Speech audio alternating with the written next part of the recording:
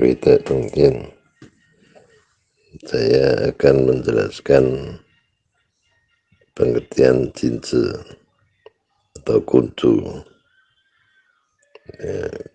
Dalam pengertian agama Konghucu, kuncu itu adalah sifat manusia yang berkarakter bagus, berkarakter unggul.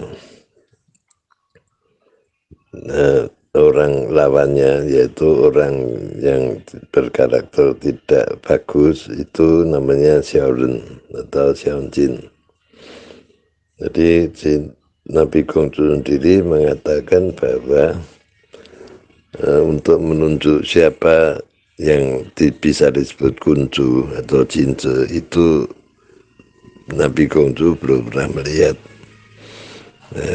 Nabi Konghucu hanya bisa menjelaskan sifat-sifat baik yang dimiliki seseorang. Ya, misalnya jujur, tidak berbohong, rajin belajar dan sebagainya. Itu sifat-sifat baik yang dimiliki oleh jinze. Tapi secara keseluruhan manusia yang disebut jinze itu Nabi Konghucu sendiri belum pernah melihat. Nah, ini perlu kita pahami.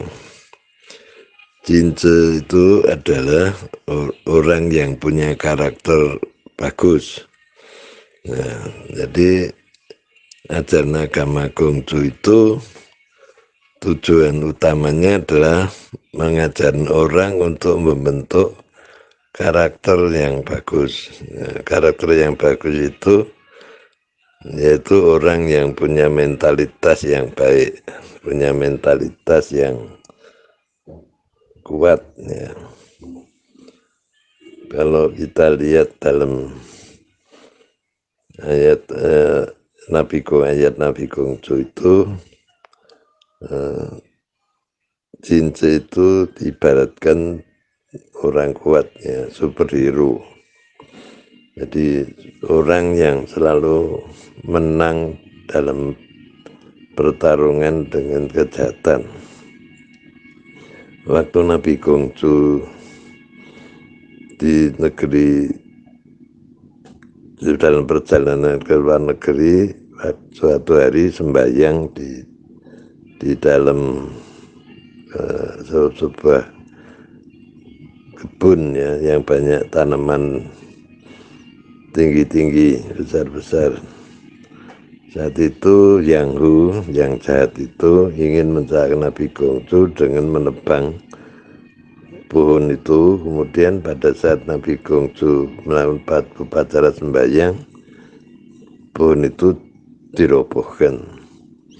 Tapi ternyata tidak berhasil kelakuan Yang Hu untuk mencelakakan Nabi Konghucu. Maka Nabi Konghucu bersabda, kalau Tuhan tidak ingin budaya dinasti Zhou itu musnah, apa yang dapat dilakukan oleh Yang Hu? Ya, jadi Nabi Konghucu yakin bahwa suatu kebenaran yang sesuai dengan kehendak Tuhan, sesuai dengan firman Tuhan, itu akan dilindungi oleh Tuhan, dan kebenaran juga akan dilindungi oleh Tuhan. Maka ada ungkapan dalam bahasa Tionghoa, Xiepu Seng Chen, kejahatan tidak pernah memenangkan kebenaran. Oleh karena itu jinze itu selalu berjalan dalam jalan kebenaran. Dan jinze tidak berkorban, ya, untuk membela kebenaran sampai dia menjadi korban, itu tidak ingin. Ya, Nabi Konghucu yakin bahwa jinze itu selalu menang, karena Nabi Konghucu mengatakan manusia itu bukan alat. Kalau kita lihat sastra di barat dan di timur, khususnya di Tiongkok, itu ada perbedaan pada akhir cerita. Nah, kalau di barat terkenal dengan istilah tragedi, ya, cerita-cerita itu bentuknya tragedi. Kalau di timur, ya, khususnya di Tiongkok itu cerita-cerita itu selalu dengan happy ending, berakhir dengan kebahagiaan. Ada misalnya cerita-cerita Tiongkok yang berakhir dengan tragedi, misalnya Samping Tai. Nah, ini Samping Tai ini gagal ya, dalam memperjuangkan cita-citanya sampai akhirnya mati, tapi tidak bunuh diri. Beda dengan cerita di barat. Sokrates itu bunuh diri, minum racun untuk membuktikan bahwa kebenaran itu abadi. Tapi dia korban untuk kebenaran, tadi dia bunuh diri. Cerita Romeo and Juliet juga mati karena bunuh diri. Nah, itu gambar cerita-cerita barat memang punya ciri yang disebut tragedi tadi. Nah, orang barat memang punya filosofi seperti lilin. Lilin itu menyala untuk menerangi, meskipun akhirnya dia habis ya. Nah, di Tiongkok atau di barat, di Indonesia atau di Asia pada umumnya tidak demikian. Pahlawan itu selalu menang ya. Jadi kalau kita lihat cerita wayang, cerita ketoprak, itu wayang atau tokoh-tokohnya itu, tokoh utamanya yang memperjuangkan keadilan dan kebenaran selalu menang ya. Itu adalah satu bentuk sastra. Itu bisa dilihat dari bentuk sastra bagaimana pemikiran masyarakatnya.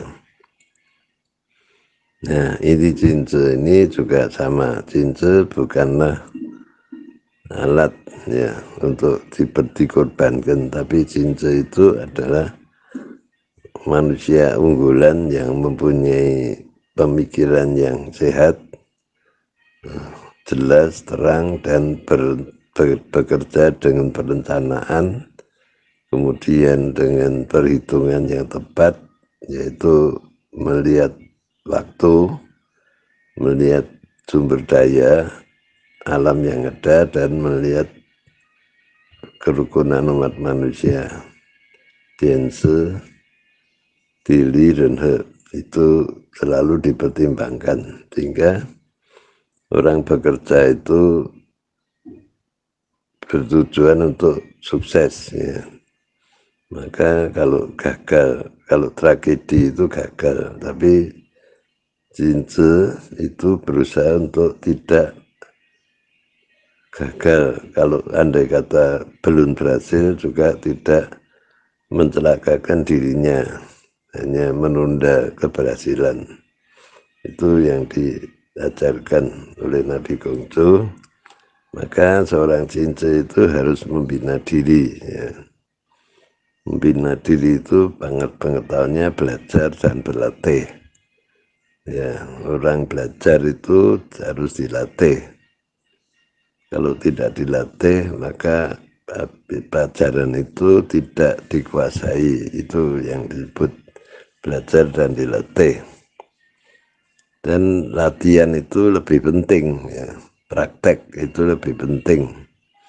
Tapi kalau hanya teori itu tidak bermanfaat besar ya. Orang hidup bekerja, berdagang, bertani, atau menjadi ilmuwan, atau menjadi ya pekerjaan macam-macam, semua itu praktek ya. Petani itu betul-betul menanam menanam tanaman ya. Tanaman itu bisa berbuah bisa tidak berbuah, tetapi kalau tidak berbuah ya artinya harus menanam lagi. Jadi itu kalau tidak berbuah itu namanya belum berhasil, dan orang bisa melakukan penanaman kembali atau mencari bibit yang lain dan sebagainya, dan disesuaikan dengan keadaan alam, keadaan cuaca dan sebagainya, karena tumbuh-tumbuhan itu bisa hidup sesuai dengan kondisi cuaca dan tanahnya, dan itu perlu dipelajari. Maka orang harus belajar. Kalau belajar maka akan berhasil. Apapun pekerjaan orang itu perlu dipelajari. Tidak ada orang yang sekali datang langsung berhasil. Ya, maka semua itu harus dilatih, dipersiapkan baru berhasil.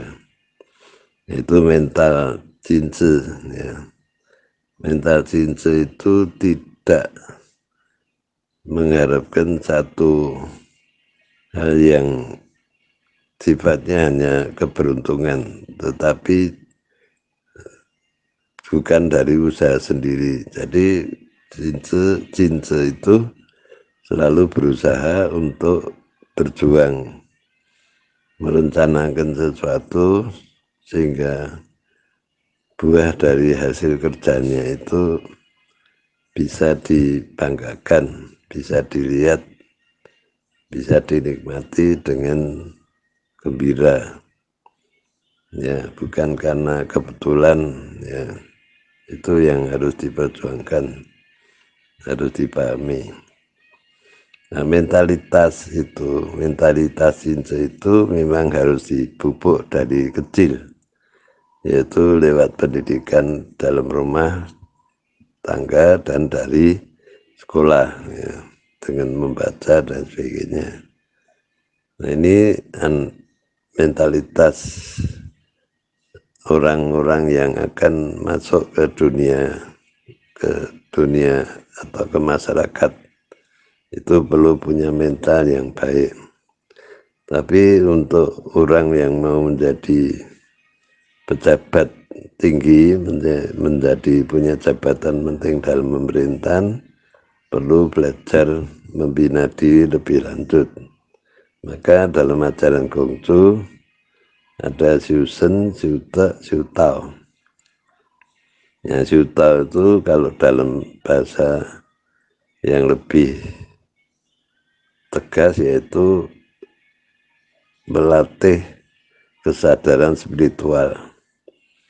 Ya, dalam dunia modern dikenal ada IQ, ya, itu kecerdasan, terus SQ, ya, spiritual quotient, yaitu kecerdasan spiritual, ya, dan EQ, emotional quotient, kesadaran emosi. Nah, ajaran spiritual yang diajarkan oleh Nabi Konghucu itu adalah Siutao. Nah, Siutao di situ sudah meliputi yaitu IQ, SQ, dan EQ. Ya. Jadi pengendalian emosi, kecerdasan pikiran, dan itu spiritualitas itu kaitannya dengan rohani, dengan batin. Batin yang menjadi pokok, ya, kesadaran batin yang menjadi pokok, menjadi panglima. Maka sin, ya, sin, hati itu yang menjadi pokok. Dalam bahasa Tionghoa huruf siang atau mikir itu bawahnya ada huruf sinnya. Jadi orang Tionghoa itu berpikir tidak hanya dengan otak tapi juga dengan hati, sin. Nah, jadi siang itu berpikir ada kata sin. Nah, itulah perlu dipahami bahwa orang hidup di dunia ini tidak cukup hanya dengan otak, tapi juga dengan hati, dengan mendalami emosi dan nafsu. Begitu penjelasan saya tentang Jinse sebagai karakter yang diajarkan oleh Nabi Gongjo Sanjay.